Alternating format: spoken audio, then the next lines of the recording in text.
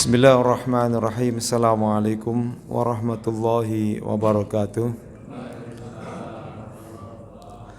Innal hamdalillahi nahmaduhu wa nasta'inuhu wa nastaghfiruhu min sururi anfusina wa min sayyiati a'malina. May yahdihillahu fala mudhillalah wa may yudlil fala hadiyalah. Asyhadu an la ilaha illallah wahdahu la syarikalah wa asyhadu anna Muhammadan abduhu wa rasuluhu la nabiyya ba'da. Allahumma salli wa sallim ala sayyidina Muhammadin wa ala alihi wa ashabihi wa qarabatihi ajma'in wa ba'du. Bapak-bapak, ibu-ibu, saudara-saudara sekalian yang dirahmati Allah Subhanahu wa taala, seyogyanya yang akan menyampaikan tausiah pada pagi hari ini adalah Bapak Ahmad Sudasa ya. Tidak apa-apa.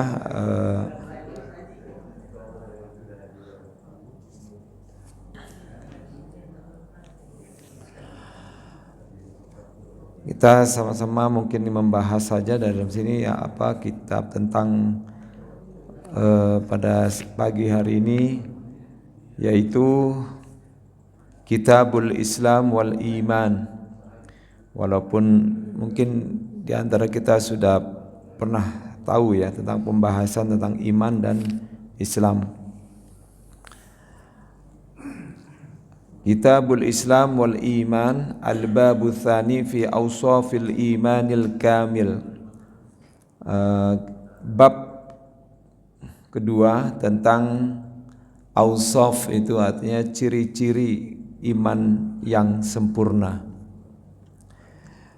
Kita buka dulu ya dengan kita baca basmalah. Bismillahirrahmanirrahim. Berbicara tentang iman dan Islam, ya sesungguhnya kita sudah artinya sudah beriman ya, beriman dan juga menjadi seorang muslim. Tapi ada kalanya ya, keislaman kita dan keimanan kita ini perlu di-update kembali, dalam arti bukan ini ya, disempurnakan kembali. Nah, di sini makanya perlu ada satu ya, ini kajian yang menjelaskan tentang ciri-ciri iman yang sempurna. Dalam satu hadis yang disampaikan oleh Anas bin Malik, Anas bin Malikin anin Nabi sallallahu alaihi wasallam, dari Nabi Muhammad sallallahu alaihi wasallam bersabda, la yu'minu ahadukum hatta akuna ahabba ilaihi min walidihi wa waladihi wan nasi ajma'in. Rawahu Syaikhaini wan Nasa'i. Tidaklah seseorang di antara kalian ini beriman ya, artinya tidak mempunyai keimanan yang sempurna, sehingga apabila akuna ahabba ilaihi,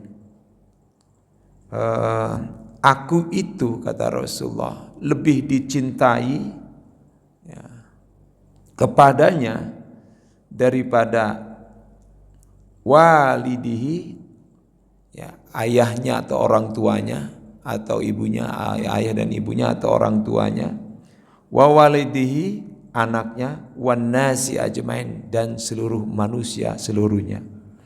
Rawahu Syaikhaini wan Nasa'i. Di sini menyebutkan bahwa dianggap memiliki iman yang sempurna apabila pada saat di dalam hatinya itu atau dalam jiwanya cintanya kita kepada Nabi Muhammad sallallahu alaihi wasallam itu melebihi daripada cintanya kepada orang tua, anaknya dan seluruh manusia. Jadi cinta kepada Nabi Muhammad SAW melebihi daripada cintanya kepada orang tuanya, kepada anaknya, dan juga kepada manusia seluruhnya.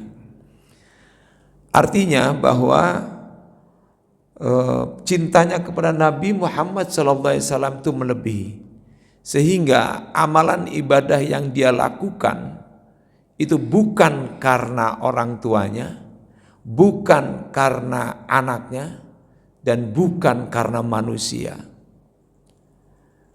Maka ini salah satu di antara yang disebut dengan cinta yang sempurna kepada mempunyai ciri keimanan yang sempurna, yaitu cinta kepada Rasulullah SAW sampai melebihi cintanya kepada dirinya juga bisa. Nah, kemudian di sini disebutkan orang tuanya, anaknya, dan seluruh manusia. Ini menunjukkan bahwa dia beribadah bukan karena siapa-siapa. Cintanya kepada Nabi bukan karena siapa-siapa, tapi karena Allah Subhanahu wa Ta'ala. Nah, atau cintanya kepada Nabi melebihi daripada segalanya. Ya, cinta ini bisa kita lihat misalnya para sahabat Nabi ya dahulu, di mana cintanya itu luar biasa. Kalau mereka memang kalau kita lihat ya, sesungguhnya wajar ketemu dengan Nabi, melihat Nabi, ya kan, bergaul ya artinya berkumpul dengan Nabi, kemudian juga selalu sholat bersama Nabi, kemana-mana diantaranya juga dengan Nabi, walaupun mungkin sekali-sekali dia tidak bersama Nabi. Pasti cintanya melebihi daripada keluarganya, bahkan dirinya, keluarganya, anaknya, dan seluruh manusia. Nah, kita buktikan saja misalnya Khalifah Abu Bakar atau sahabat Abu Bakar. Pada saat ketika ditanya tentang menghabiskan hartanya aja, Abu Bakar mengatakan, kuserahkan seluruh hartaku untuk perjuangan Rasulullah SAW, atau kuserahkan untukmu wahai Rasulullah. Nah itu sampai Rasulullah mempertanyakan, bagaimana dengan anakmu dan juga istrimu? Semuanya ya aku pertaruhkan juga kepada Allah Subhanahu Wa Taala. Itu tergantung Allah dah gitu. Sehingga apa yang dilakukan oleh sahabat Abu Bakar As-Siddiq ini tidak bisa, ya artinya tidak bisa dikalahkan oleh Umar Ibn Khattab. Bahkan Umar mengatakan, aku tidak bisa melebihi daripada apa yang dilakukan oleh sahabat Abu Bakar As-Siddiq, karena aku menginfakkan hartaku separuh hartanya, separuhnya lagi untuk anak dan istriku. Artinya memang ya cintanya para sahabat ini luar biasa. Ini disebut sebagai cinta yang sempurna. Tapi bukan berarti Umar bin Khattab itu cintanya tidak sempurna. Tetapi dia juga memiliki cinta yang sempurna juga.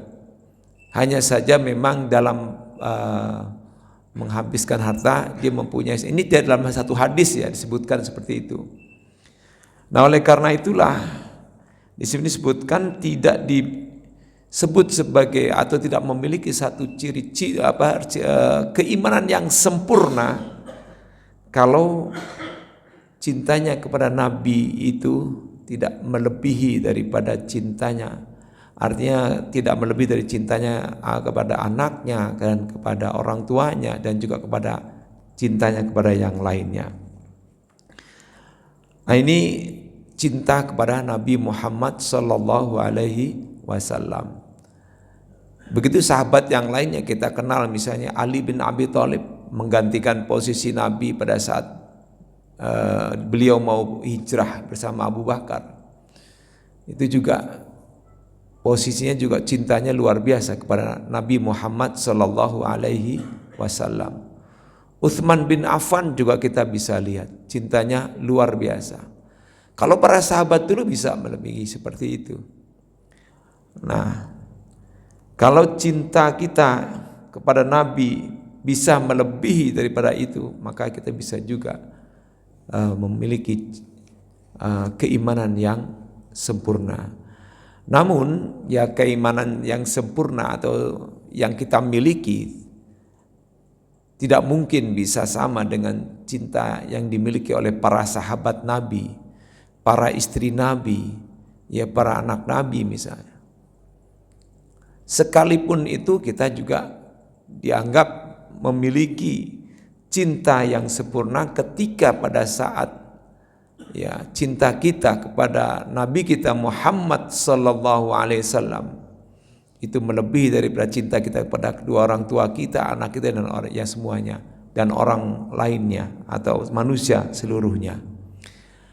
Nah inilah menunjukkan bahwa kita sebagai umat Nabi yang dirindukan oleh Nabi Muhammad sallallahu alaihi wasallam.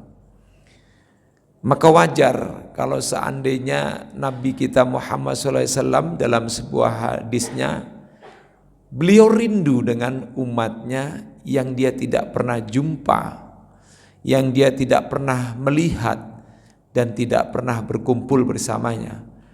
Di suatu pembelajaran atau di suatu halakoh ya pada saat Rasulullah mengajar, Rasulullah mengatakan, "Ana mustaqun bi ikhwani." Aku rindu dengan saudara-saudaraku, kata Rasulullah sallallahu alaihi wasallam. Para sahabat kaget semuanya. Alasna bi ikhwanika ya Rasulullah. Bukankah kami adalah saudara-saudaramu wahai Rasulullah? Rasulullah menjawab, antum ashabi. Kalian ini semua adalah sahabat-sahabatku. Sedangkan ikhwani alladzina la yarawni, ya, saudara-saudaraku yang aku rindukan adalah yang tidak pernah melihat aku, tidak pernah berjumpa denganku, tetapi dia dengan taat, dengan penuh keyakinan, dengan kepercayaan yang luar biasa, dengan keimanan juga yang sempurna, dia mengikuti apa yang saya katakan. Ya, padahal kita tidak pernah melihatnya.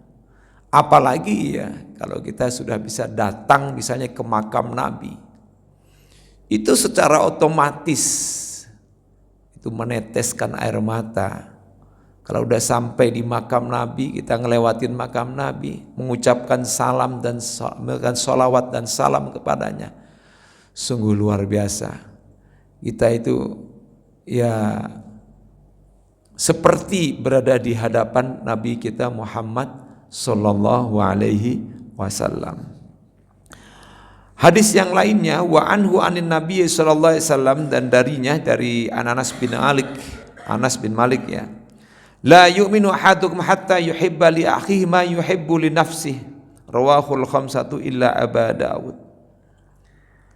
Kalau tadi cintanya kepada Nabi, artinya apa? Bahwa kalau kita cinta dengan Nabi dengan sepenuh hati yang luar biasa, ya, melebihi dengan yang lainnya, maka disebut itu juga satu ciri keimanan yang sempurna. Nah kalau ini adalah hadis yang sering kita dengar nih. La yu'minu ahadukum hatta yuhibba, ya, hatta yuhibba li akhihi ma yuhibbu li nafsihi. Tidaklah beriman salah seorang di antara kalian sehingga sampai dia mencintai saudaranya ya, seperti dia mencintai dirinya sendiri.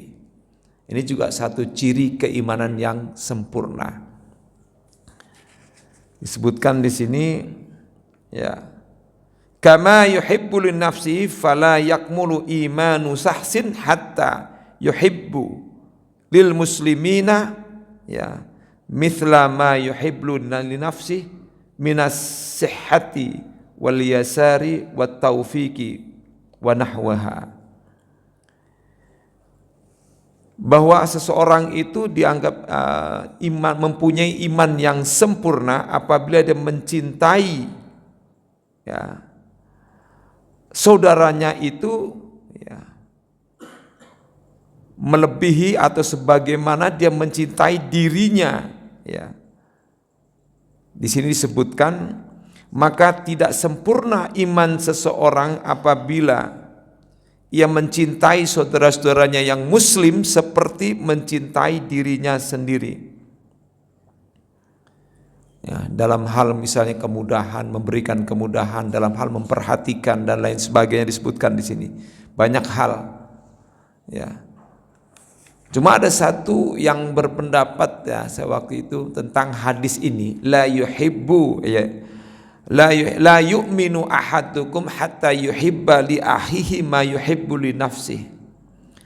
Ada yang menafsirkan hadis ini dengan makna, karena di situ ada kata ma.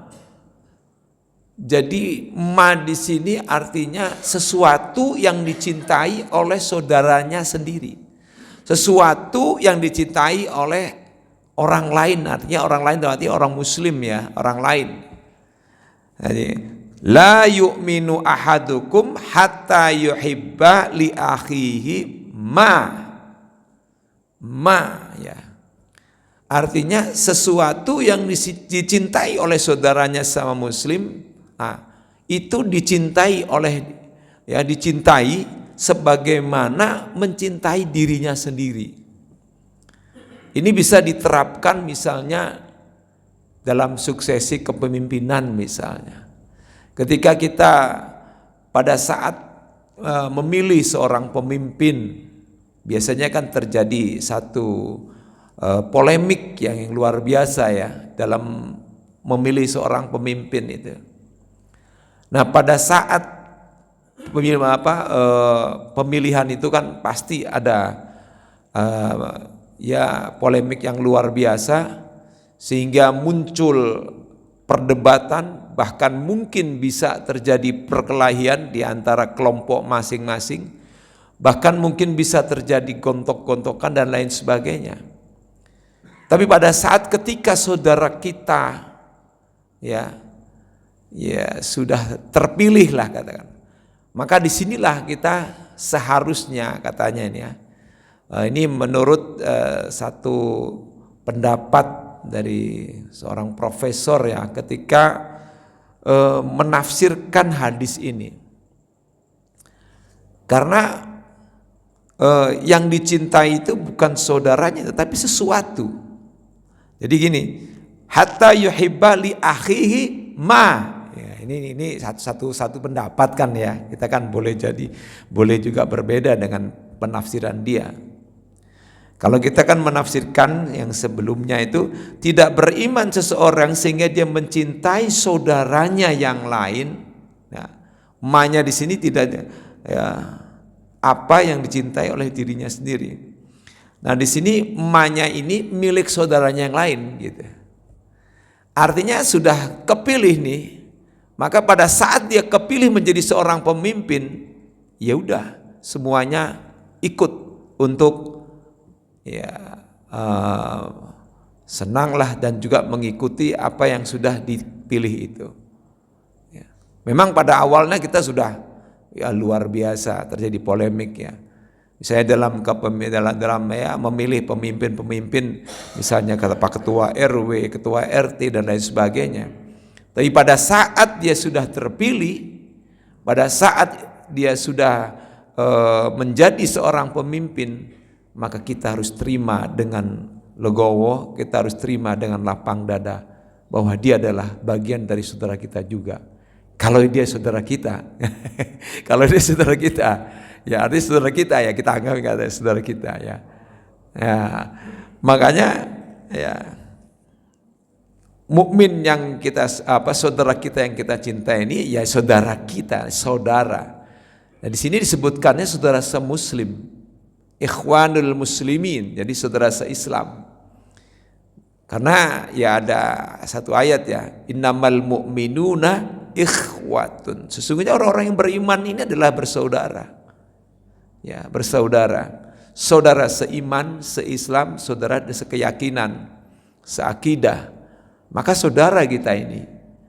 Nah, ketika pada saat kita ini kita mencari seorang pemimpin atau suksesi kepemimpinan, nah terjadi perbedaan pendapat, maka pada saat ketika dia sudah jadi, kita terima sama-sama. Nah itu yang disebut, ada yang ini satu yang menafsirkan hadis ini.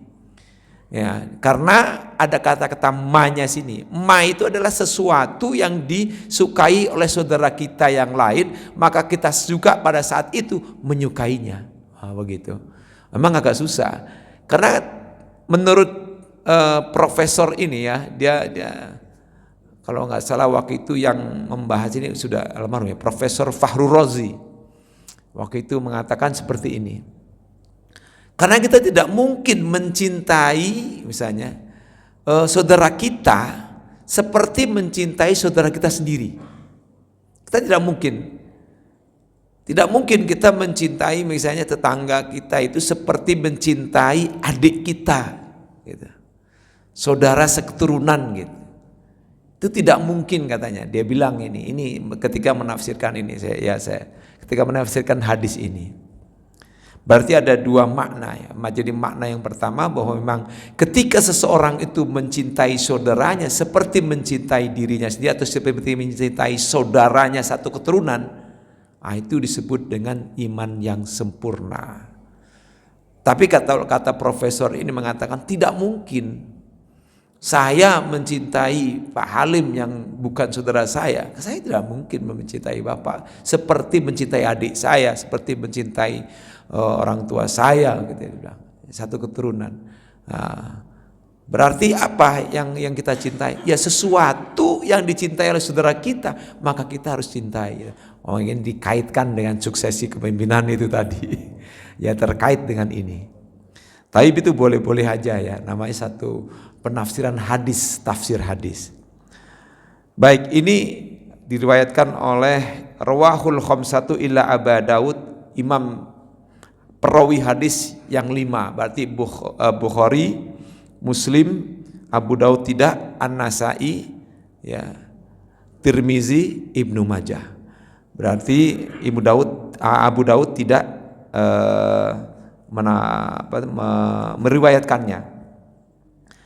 Wa anhu, dan darinya, yaitu dari Anas bin Malik juga nih. Jadi hadis yang diterima oleh Anas bin Malik ini banyak. Pertama yang tadi ya tentang ciri keimanan tadi, bahwa orang dianggap memiliki iman yang sempurna saat dia mencintai Nabi Muhammad itu melebihi dari cinta yang lainnya. Yang kedua, mencintai saudaranya itu seperti mencintai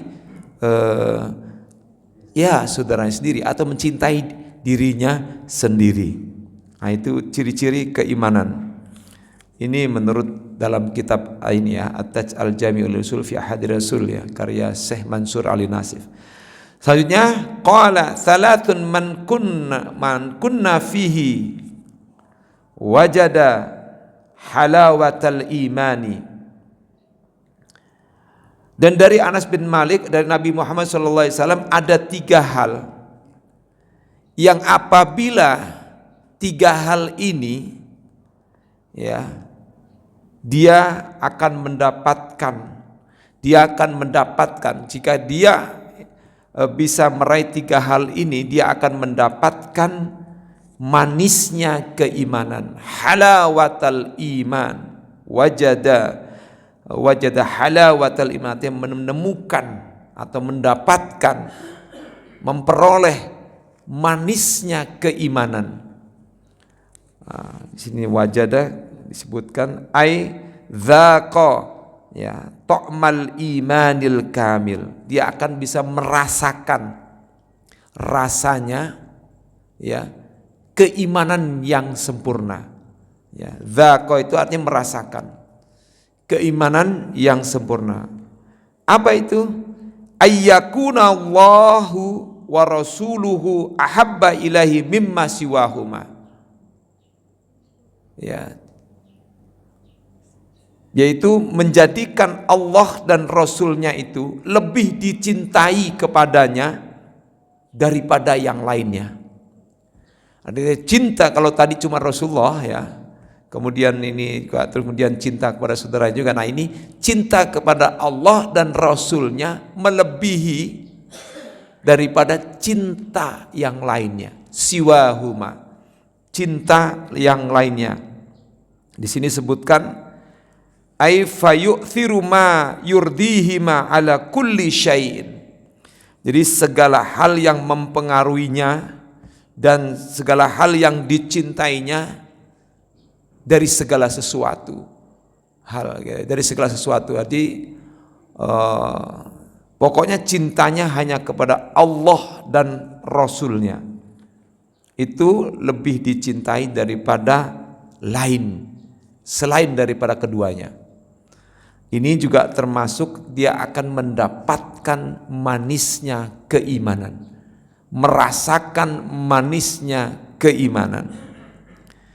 Kemudian yang kedua, wa ayyuhibbal mar'a la yuhibbuhu illa lillahi ta'ala wa ayyakraha ayyauda fil kufri kama yakrahu ayyukdhafa fin nari. Nah, yang selanjutnya ini adalah wa ayyuhibbal mar'a la yuhibbuhu illa lillahi ta'ala. Mencintai seseorang, al-mar'a ini ya, hanya karena Allah Subhanahu wa ta'ala. Jadi mencintai seseorang hanya karena Allah Subhanahu wa ta'ala. Kan boleh jadi orang cinta dengan orang lain karena dia memiliki harta, bisa. Karena dia mungkin mar'a di sini bisa saja siapa aja, bisa istri kita, karena dia istri kita, cinta. Ya, boleh jadi kita mencintai seseorang itu bukan karena Allah, karena ada maunya. Ya, nanti ketika pada saat dia tidak mempunyai harta, dia tinggalkan. Ada orang sering seperti itu. Dia cinta bukan karena Allah. Ya. Pada saat dia masih jaya, masih punya harta, masih punya jabatan, masih punya pengaruh, dia senang, dia cinta, ada maunya. Nah ini biasanya ini. Tapi begitu dia sudah enggak menjabat lagi, sudah misalnya tidak mempunyai pengaruh lagi, sudah tidak mempunyai kekuatan lagi, ditinggalkan. Nah, ini yang tidak diinginkan ini ya. Tetapi sebaliknya, kalau dia cinta kepada seseorang karena Allah, ya, bertemu karena Allah, berkumpul karena Allah, berpisah pun juga karena Allah, ya, bukan karena ada sesuatu hal yang lainnya yang membuat dia kemudian senang, ya, dan dekat dengan seseorang ini. Ini dia akan mendapatkan manisnya keimanan. Nah, selanjutnya juga di sini disebutkan wa ayyukraha ayyauda fil kufri kama yakrahu ayyukdhafa fin nari. Dia membenci sesuatu, ya. Dia ayyakraha ayyauda fil kufri. Dia benci untuk kembali kepada kekafiran, seperti dia benci bahwa dia akan dilemparkan ke api neraka.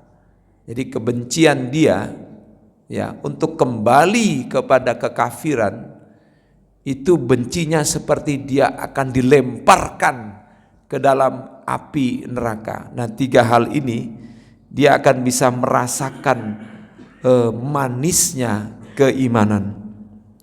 Nah, ini juga termasuk, ya.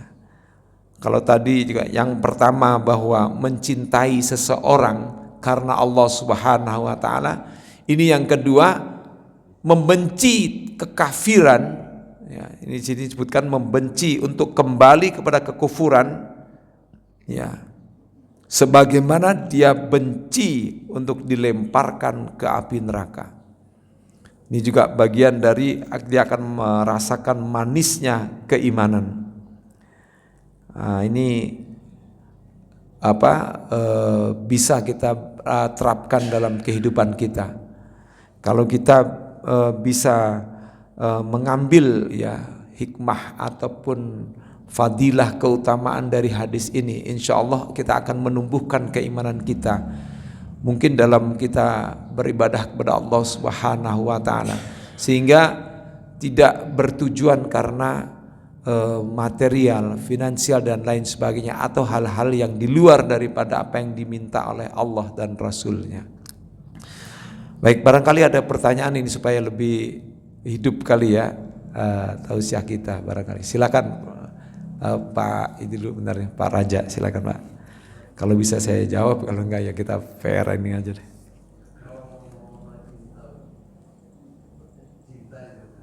Ya.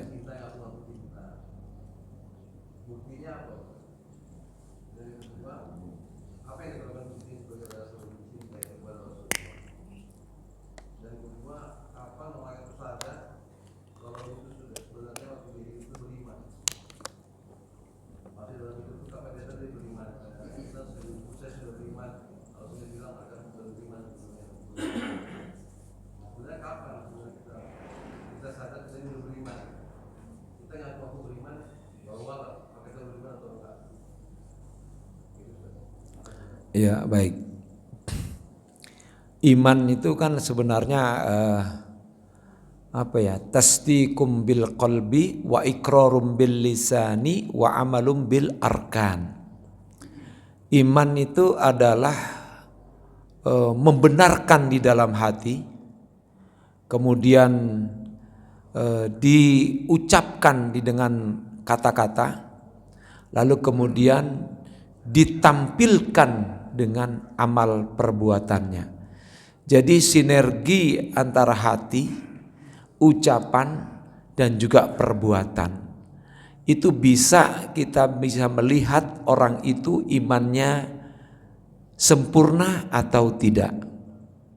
Kalau misalnya ya dia sudah bisa, ini dalam rangka untuk misalnya menilai ya, atau untuk menilai keimanan kita sempurna atau belum gitu kan? Ya. Oh, terutama iman kepada Rasul gitu ya. Ya kan ada satu ayat ya mengatakan begini. Wa ma atakum fantahu wa ma atakum apa yang datang dari Rasulullah ambillah, dan apa yang dilarang oleh Rasulullah maka tinggalkanlah. Wa ma nahakum anhu fantahu wa ma atakumullahu, ya kalau nggak salah itu ya, apa yang dilarang apa yang diperintahkan oleh Rasulullah lakukanlah, kerjakanlah, dan apa yang dilarang oleh Rasulullah maka tinggalkanlah. Itu saja secara sederhana, ya kan, tinggalkanlah. Nah, ini secara umum ya. Artinya secara umum ketika orang itu melakukan yang dua hal ini yang diperintahkan oleh Rasulullah Shallallahu Alaihi Wasallam. Dan ada ayat lagi mengatakan in kuntum tuhibbunallaha yuhibbukumullah. Jika kamu mencintai Allah, ya, yuhibbukumullah. Jika kamu in kuntum tuhibbunallah ya fattabi'uni. Ya, ikutilah aku, kata Rasulullah. Ya, makanya kau akan membuktikan bahwa kau adalah cinta kepadaku. Kemudian ayo silakan. Iya.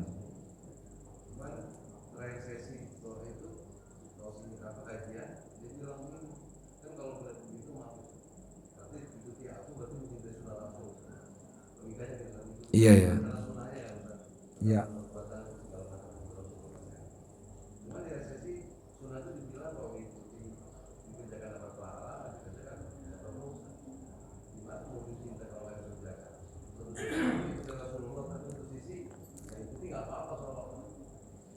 Ya.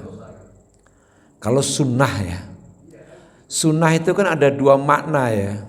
Makna yang pertama kalau kita maknai dengan dalam hal fikih atau itu kan bila dikerjakan mendapat pahala, bila ditinggalkan tidak apa-apa.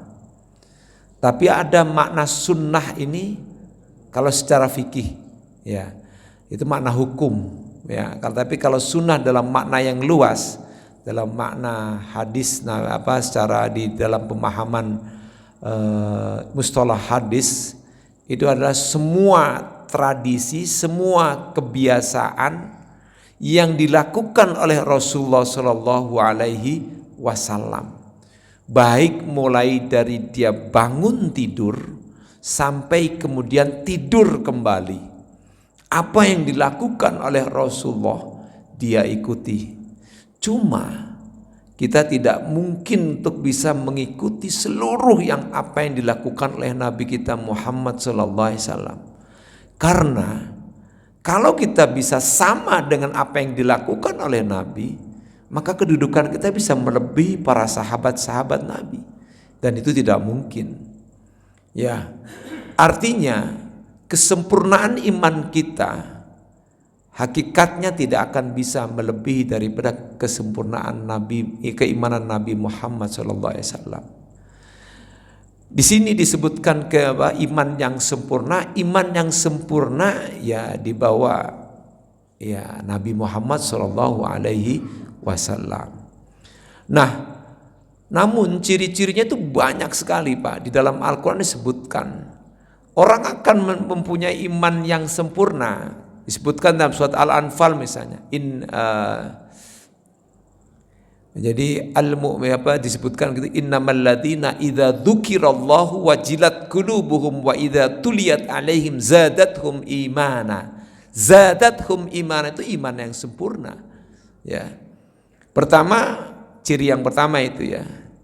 Apabila disebut nama Allah, maka dia bergetar hatinya. Nah, ini bergetar hatinya ini artinya bukan digetar-getarkan. Dengan kita misalnya kumpul mengadakan zikir sambil kita menangis-nangis sendiri, awalnya boleh jadi seperti itu. Atau kita mengikuti suatu kajian motivasi, ya kan, motivasi. Kita seperti dihipnotis oleh motivasi yang bisa menggerakkan itu sehingga kemudian kita bisa menangis dan sebagainya. Tumbuh pada saat itu, ya. Tapi setelah kita bubar dari pelatihan itu, sepertinya kok kayaknya kembali lagi gitu ya kepada kehidupan semula gitu. Ya, jadi artinya pada saat itu kita dihipnotis kita. Kan memang dalam sesuatu, memang luar biasa. Memang dalam kumpulan yang banyak, kemudian ada yang menyampaikan, lalu bisa menggerakkan hati, lalu kita tumbuh keimanan kita. Itu sebenarnya ada baiknya juga untuk bisa kita dilatih. Hati kita, keimanan kita gitu, dilatih. Tapi kadang-kadang setelah kita bubar dari satu pelatihan itu, kadang-kadang turun kembali. Nah, inilah makanya disebutkan di dalam satu hadis yang lainnya, al-imanu yazidu wa yanqus. Iman itu fluktuatif, kadang naik, kadang turun. Tapi ketika kita bisa memposisikan untuk memelihara keimanan kita terus menerus, maka itu juga disebut sebagai keimanan yang sempurna. Gitu, Pak. Yang ciri pertama tadi idza dzukirallahu wajilat qulubuhum, apabila disebut nama Allah dia akan tergetar hatinya.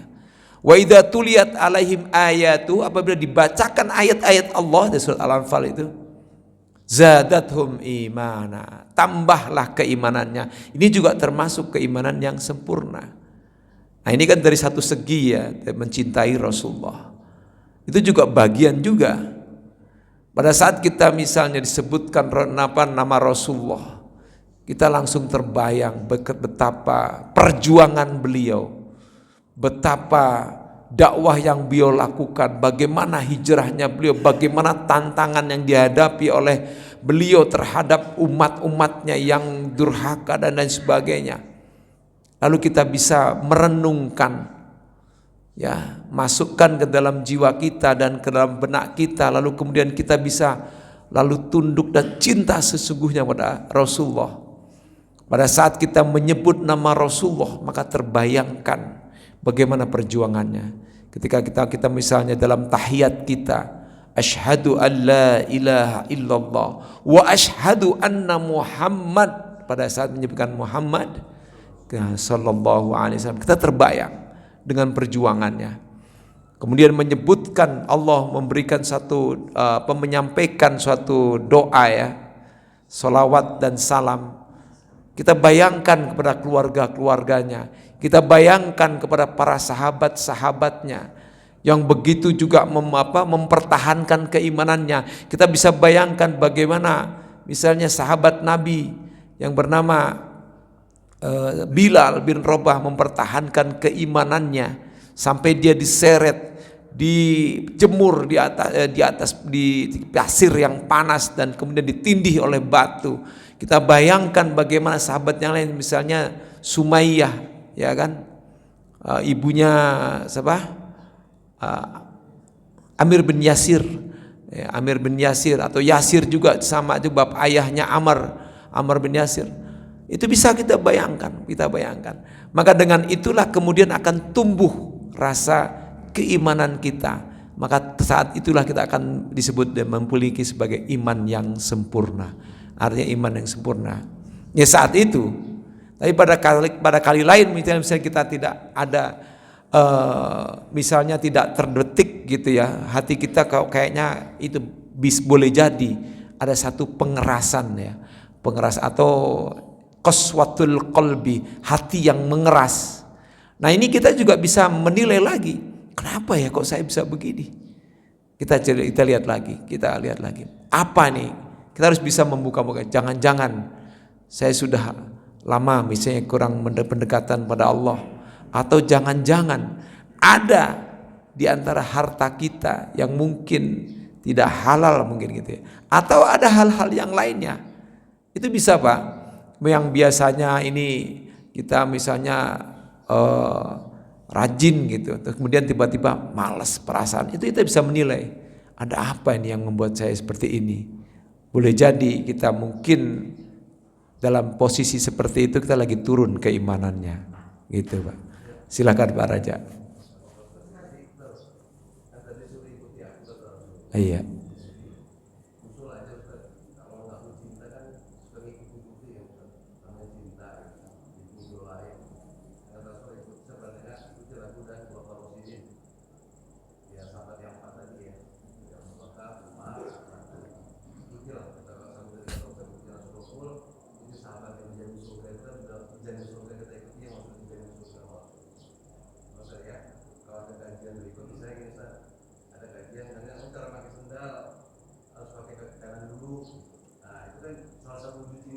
Iya betul.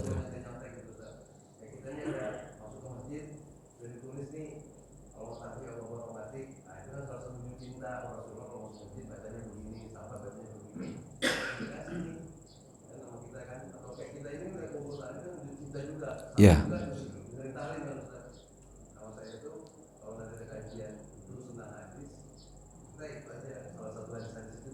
Ya. Ya itu bagian ya, banyak sekali sebenarnya yang bisa kita ikuti dari hal-hal yang kecil sampai kepada hal-hal yang besar. Hal-hal yang kecil yang ya ada seperti misalnya ketika kita makan menggunakan tangan kanan, ketika kita akan makan berdoa dulu, ya kan, baca bismillah. Semuanya hal yang kita lakukan ya misalnya ya bernilai mencontoh dengan apa yang dilakukan oleh Nabi dan para sahabat Nabi. Saya kira itu masukan ya itu bagian juga masuk. Ini sudah di luar biasa. Kalau pengurus sudah menempelkan kata-kata itu kan mengingatkan ya mengingatkan kita untuk kita selalu senantiasa misalnya masuk baca doa, keluar nanti baca doa. Alhamdulillah. Ketika buka pintu pakai tangan kanan. Ya itu banyak hal. Ya ketika minum kita tidak berdiri. Ketika kita makan kita tidak sambil berjalan atau berdiri dan lain sebagainya. Banyak hal Pak yang itu. Kadang-kadang ya ada kalanya kita juga pernah melanggarnya gitu ya. Saat itu istighfar astaghfirullahaladzim, lalu kita duduk kembali. Itu juga semua itu dari hal yang kecil. Dari hal yang besar misalnya hal yang wajib. Ya, itu kan hal yang tidak wajib ya. Misalnya artinya tidak wajib dalam arti secara hukum fikih. Misalnya gitu, ketika kita lupa kita tidak dihukumi dosa gitu loh. Misalnya kita baca, misalnya masuk ke masjid gitu, kan lupa misalnya, istighfar astagfirullahaladzim, lupa, tidak dihukumi dosa. Tapi kalau misalnya yang wajib itu juga harus juga dia, artinya ya memang sudah itu kerjaan kita ya. Ya itu juga harus juga, misalnya yang kan apa yang dilarang tinggalkanlah dan apa yang aku perintahkan lakukanlah, karena Rasulullah kan begitu mengatakan begitu. Artinya secara keseluruhan ya berarti dari hal yang kecil sampai hal yang besar ikuti gitu, mengikuti. Cuma yaitu sekemampuan kita. Kan ada hadisnya juga bahwa ikutilah ini apa? Ya i'malu mastata'tum. Jadi kerjakanlah sesuai dengan kemampuan. Ya boleh jadi kemampuan kita mungkin itu kita bisa menilai lah dengan kemampuan kita. Barangkali ada tanggapan, silakan Pak. Ya boleh, masih ada waktu kalau ini. Silakan. Itu secara fikih. Kalau saya dulu belajarnya waktu SD itu sunnah bukan sunnah. Sunnah. Sunnah itu perkataan. Jadi tuntunan untuk kita. Jadi salah pengertian nanti implementasinya nanti salah jadinya. Saya tahu saya gitu. Jadi sunnah itu hukum. Ada hukumnya sunnah, wajib, makruh. Iya. Bukan sunnah. Saya nggak tahu lebih kesini sekarang ini. Saya baca dulu sunnah. Iya. Gimana? Ada yang mungkin yang lain nih yang bisa memberikan penguatan, silakan. Kalau sunnah itu kan turunan, diupakan kita untuk mencapai surga ya. Iya. Allah dan wali Allah. Iya. Barangkali Soalnya kalau kita salah mengerti, salah interpretasi, salah juga. gini Pak, pengertian sunnah itu tergantung dalam bidang apa yang kita akan bicarakan. Kalau kita bicara dalam bidang fikih ya, tentang hukum ya, itu terkait dengan tadi itu yang saya sebutkan. Tapi kalau sunnah dalam makna yang umum yang disebutkan di dalam pemahaman ilmu mustalahul hadis, luas. Semua kebiasaan yang dilakukan oleh Rasulullah SAW itu disebut dengan sunnah, baik berupa persetujuan beliau, perkataan beliau, perbuatan beliau. Nah, itu sunnah. Itu dalam hukum fikih. Sunat sama sunnah itu ada nggak? Ada bedanya nggak? Sunat sama sunnah. Silakan Pak. Ini tuh, nggak apa? Ya. Sunnah itu kan kita membacanya, ya itu kan tamar buko. Iya. Tamar buko. Kalau kita berarti ya bacanya sunnah.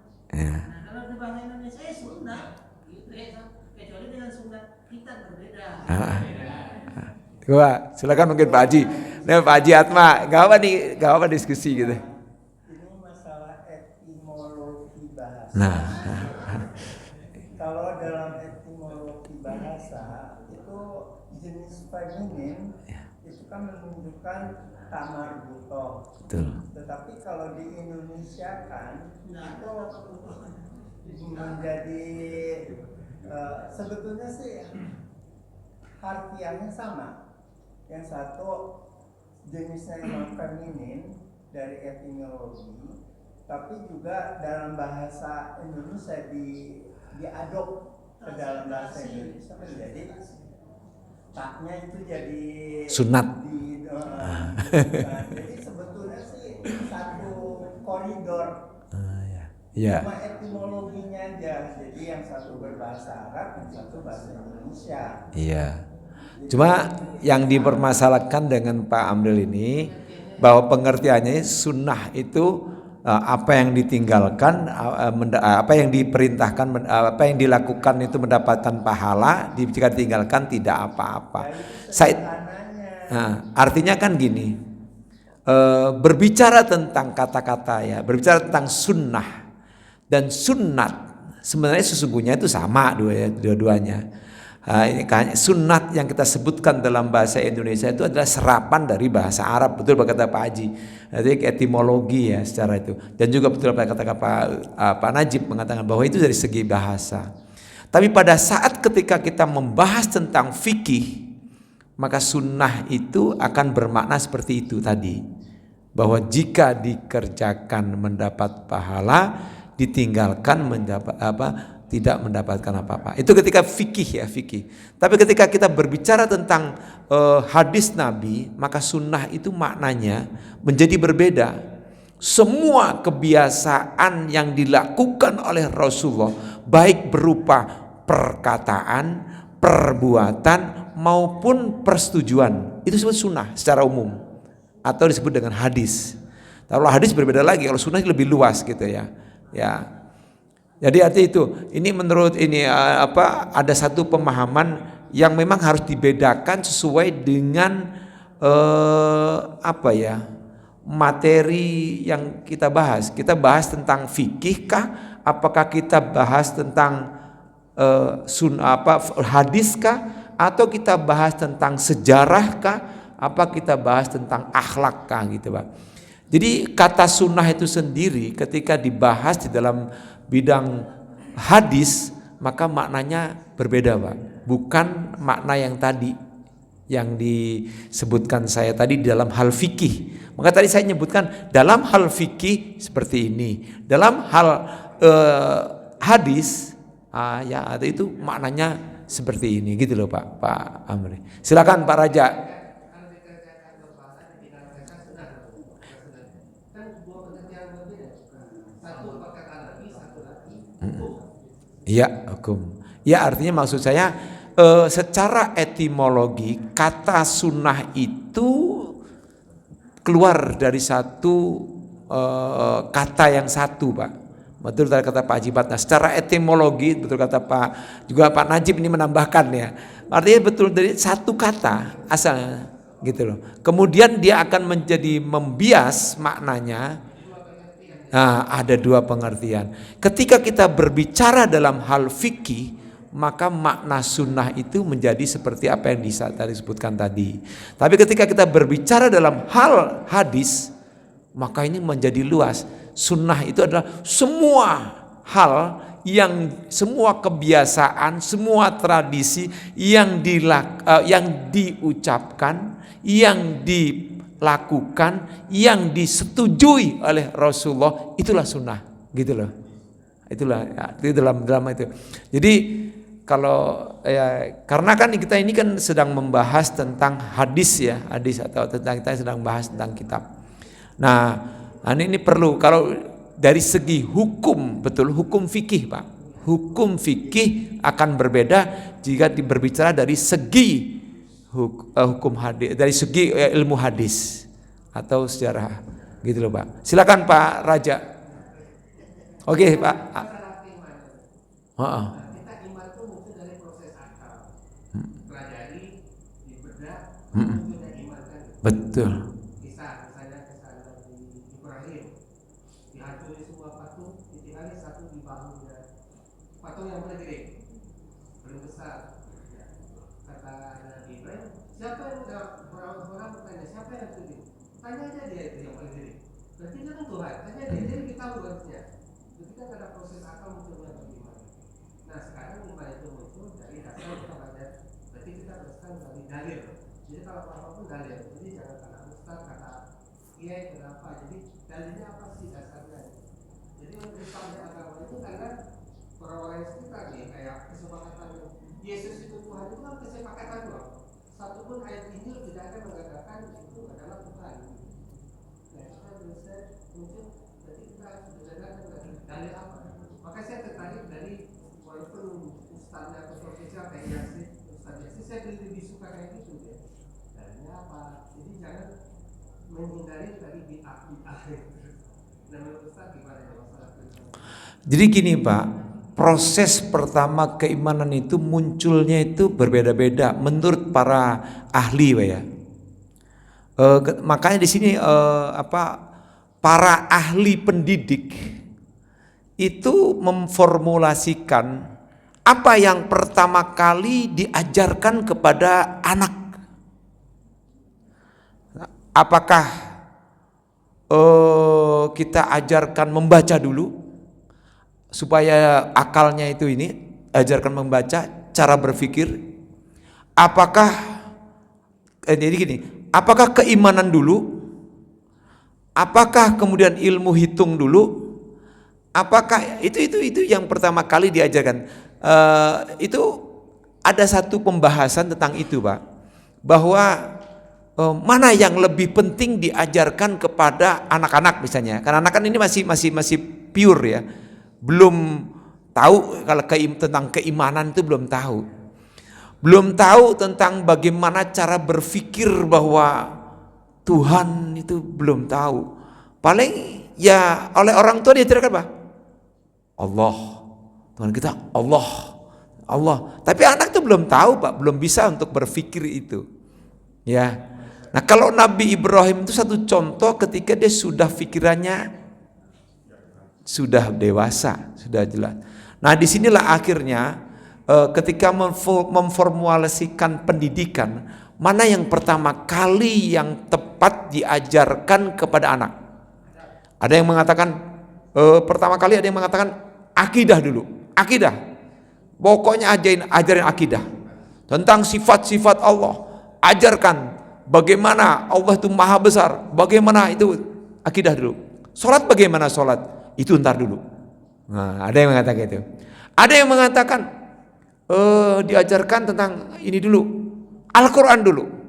Baca dulu Al-Quran. Yang penting baca Quran. Ada juga. Jadi gitu, Pak. Jadi proses keimanan itu ada juga yang langsung kemudian dapat dari kalau dilihat dari itu dasar dari Nabi Ibrahim salam itu kan mulai dari berpikir ya, dari berpikir kemudian lalu muncul keimanan. Tapi ada juga yang langsung iman saja percaya, lalu kemudian timbul baru kemudian seperti kita ini kan keturunan, ya kan, kita keturunan.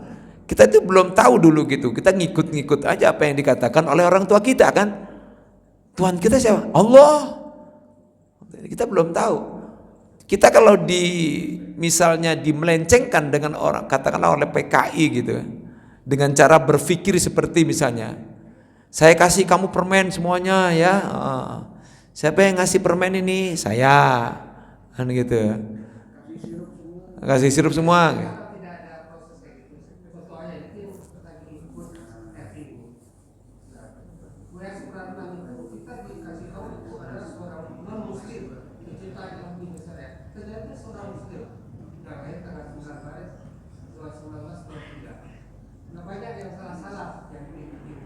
W.R. Supratman.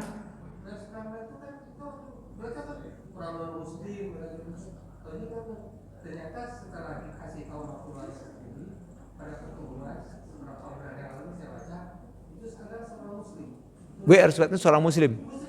Oh, saya nggak tahu, baru. Iya. Kalau itu saya belum tahu. W.R. Supratman itu muslim itu belum tahu saya. Ya. Oke. Ya, boleh jadi seperti itu. Seperti kayak Michael Jackson. Juga kan ada yang mengatakan muslimkah dia? Apakah dia Nasranikah dia, kan bingung tuh. Kita nggak tahu. Jadi sebenarnya gini, Pak. Kita nggak tahu ya keimanan seseorang itu, kadang-kadang nggak tahu, kadang-kadang disembunyikan. Seperti Abu Thalib juga, Pak. Abu Thalib, paman Nabi Muhammad SAW. Berimankah dia pada saat itu? Itu juga ada satu bacaan gitu ya. Ada dikatakan di situ, Abu Thalib seorang Muslim? Tanda tanya. Nah, itu juga sama juga, kita juga tidak tahu itu. Tapi hakikatnya ketika pada saat di situ kan Nabi Muhammad memberikan petunjuk kepada pamannya tentang Allah, tentang dirinya juga bahwa dia adalah Rasulullah. Itu saja kan disebutkan innaka la tahdi man ahbabta walakinallaha yahdi may yasha. Ya, bahwa sesungguhnya engkau tidak bisa memberikan petunjuk kepada kepada orang yang engkau cintai sekalipun. Sesungguhnya Allah lah yang memberikan petunjuk kepada siapa saja yang dikehendakinya.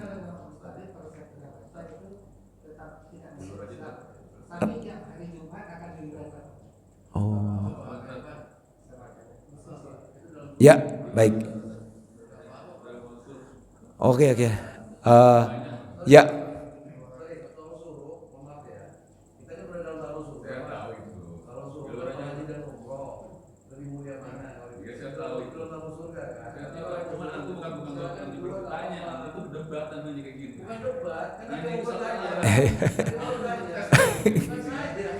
Iya deh. Oke.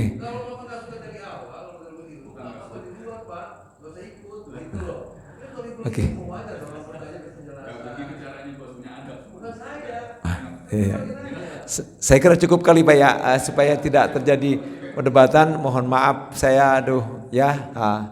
Mudah kita kembali lagi kepada Allah, karena waktu yang membatasi kita, maka kita sama-sama kita tutup pertemuan kita dengan sama-sama kita baca hamdalah. Alhamdulillahirabbil alamin. Subhanakallahumma wa bihamdika asyhadu an la ilaha illa anta astaghfiruka wa atubu ilaik. Kita mohon ampun kepada Allah Subhanahu wa taala. Semoga kajian kita ini mendapatkan kehidayah dari Allah Subhanahu wa taala, dan kita juga tetap harus kembali lagi dan kita tidak boleh ini lagi, dan sama-sama kita saling memaafkan dan kita mohonkan ampun kepada Allah Subhanahu wa taala. Billahi sabilah. Wassalamualaikum warahmatullahi wabarakatuh.